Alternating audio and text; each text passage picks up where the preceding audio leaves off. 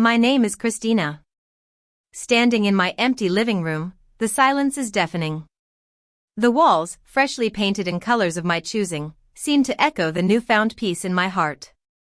It's hard to believe that just a few months ago, this house was filled with tension and resentment. I remember that fateful Wednesday morning in February like it was yesterday. I had one last errand related to my grandfather's estate, a small bank account I'd been putting off. I walked into the local bank branch, clutching the worn envelope my grandfather's lawyer had given me. The branch manager, a serious man named Henry in his late 50s, took my documents and disappeared for a while. When he returned, he asked me to follow him to his office. As I sat down, his expression was grave. "Miss, you need to sit down," he said. I braced myself for bad news, but what he told me was beyond my wildest dreams. My grandfather, Victor, had been quietly building a savings account in my name for 40 years. Every birthday, every Christmas, and every time he made a little extra money, he added to it. He'd never mentioned it to anyone, not my parents, not my younger sister Lily, just me. I was the sole beneficiary, and the amount in the account was enough to give me financial independence for life. I walked out of the bank with a new sense of purpose and a deep understanding of my grandfather's love. He had seen something in me, something that made him believe I needed protection and a solid foundation. And now, I was finally ready to stand on that foundation. But it hadn't always been this way. 3 years ago, when my grandfather passed away, he left me his house. It was a beautiful 2-story home on Elm Street, fully paid off. I was 22 at the time, and I was both grieving and excited. My parents, Robert and Sarah, seemed genuinely happy for me. They hugged me tightly and my mother shed a few tears. Lily, on the other hand, stood in the corner with a look of envy on her face. I chose to ignore it, focusing on the memories of my beloved grandfather. 2 weeks after the funeral, my parents came to me with a request. My father had lost his job due to a company downsizing, and they were struggling to pay their rent. Just for a few months, my mother pleaded, her eyes filled with desperation. "We just need to get back on our feet." I couldn't say no.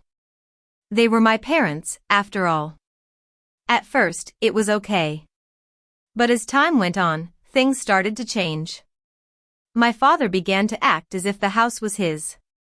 He made decisions about the garden without asking me, and he invited his friends over without consulting me. My mother, too, started to take over the kitchen. She rearranged all my things and told me what I could and couldn't keep. Lily, who had moved in after a breakup, claimed the largest bedroom and redecorated it without my permission. I tried to be patient. I kept telling myself that they were going through a tough time. But then, one day, my father sat me down at the kitchen table and slid a piece of paper towards me. It was a breakdown of the monthly household expenses, and at the bottom, in bright red, was my share, $900 a month. I was shocked. I owned the house, yet they were charging me rent. My father tried to justify it, saying that everyone had to contribute. But I could see the coldness in his eyes. I paid the first month, too stunned to argue. The second month, I kept hoping things would change. By the third month, I'd had enough. I started documenting everything, the bank transfers, the text messages, and I even got a copy of the original deed from the county records office. The final straw came on a Friday night in December. I was exhausted from a long week at work as a marketing coordinator. When I walked into the kitchen, I found my mother, Lily, and a man I'd never seen before having dinner. My mother introduced him as a friend and then casually told me there were no leftovers and I should order takeout. I stood there in disbelief. This was my house, my kitchen, and yet I was being treated like an outsider. I went upstairs, closed the door, and sat on my bed in the dark. I thought about my grandfather, about his kind words and his unwavering support. I thought about the money I'd been paying to live in my own house. And I made a decision. I opened my laptop and began researching tenant laws. I found a free legal aid clinic in the next town and made an appointment. The attorney, a sharp-tongued woman named Grace, reviewed my documents. After a few minutes, she looked up at me. "You've been paying rent in your own home for how long?" she asked. When I told her, she smiled.